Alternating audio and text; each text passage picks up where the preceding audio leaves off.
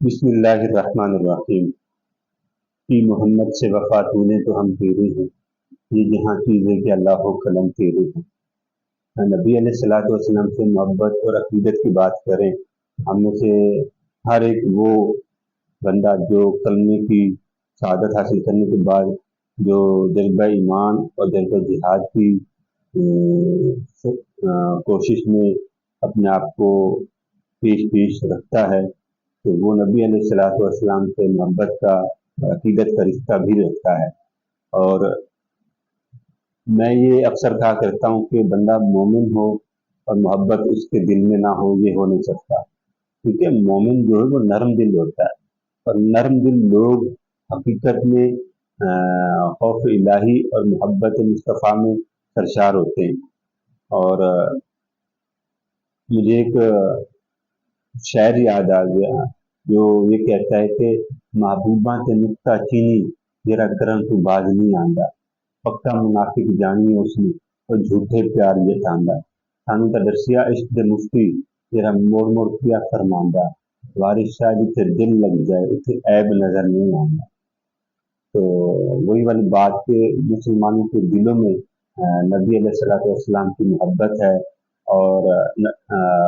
دنیا میں کسی بھی شعبے سے تعلق رکھتے ہوں کوئی بھی بندہ ہو،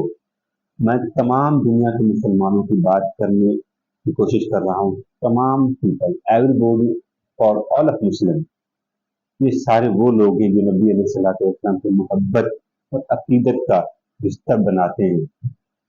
اور عقیدت کا رشتہ بنانے کے بعد معاشرے کی تکمیل، معاشرے کے رسم و رواج، ان سب کی طرف بھی گامزن ہوتے ہیں۔ تو یہی وہ بنیادیں ہیں، یہی وہ لوگ ہیں جو حقیقت میں اپنے آپ کو اس وفا کے تقاضے میں بدل ڈالتے ہیں کہ جو وفا کے تقاضے انسان کو اس کی خوشنودی کی طرف لے کر بڑھتے ہیں۔ تو انسان کی فزیکل اور پریورٹی کے طور پر دیکھا جائے تو وہ بھی نبی علیہ الصلوۃ والسلام کی محبت کے ساتھ جڑا ہوتا ہے، نبی علیہ الصلوۃ والسلام کی عقیدت کے ساتھ جڑا ہوتا ہے، اور نبی علیہ الصلوۃ والسلام کے ساتھ جڑا ہوا وہ رشتہ روز محشر انسان کو نجات اور انسان کو تمام تر مشکلات سے نکالنے کا وہ واحد حل ہے۔ کیونکہ اللہ تعالیٰ قرآن پاک میں ارشاد فرماتا ہے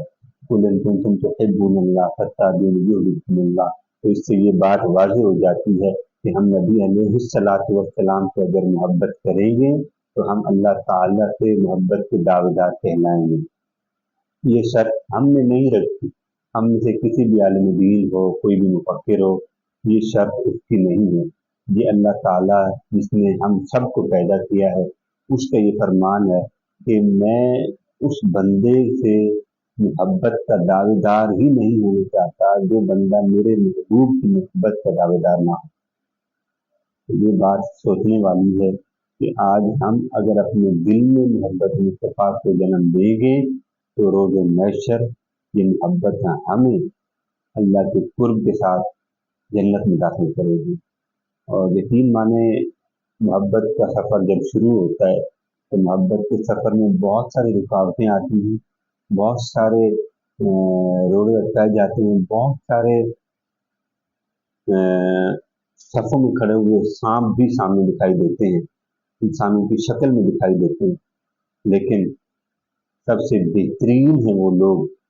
جو یہ رویہ برداشت کر کے، یہ سلوک برداشت کر کے مسکرا کر آگے چل پڑتے ہیں، اپنی ذات راہ لے لیتے ہیں، اور قرآن کو پڑھتے ہوئے ان اللہ مع الصابرین کا وہ نعرہ بلند کرتے ہیں۔ تو یقین مانے ظلم کرنے والے کی اوقات دو تھوڑی سی رہ جاتی ہے، تو آپ کی محبت اور آپ کی وفا اس ذات کے اندر، اس ذات کی بارگاہ میں بلند مقام حاصل کر لیتی ہے۔ تو یہی وہ وقت ہوتا ہے کہ جب آپ اپنے آپ کو بہتری کی طرف لے کر جاتے ہیں،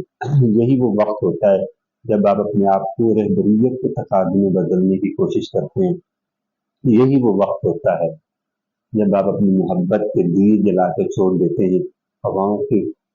رخ اس کو اس تقوی کی بنیاد میں تبدیل کر دیتے ہیں، کہ جب وہ تقوی آپ کے اندر دکھائی دینے لگتا ہے تو دیکھنے والا دیکھتے ہی یہ بول اٹھتا ہے کہ یہ وہ ہستی ہے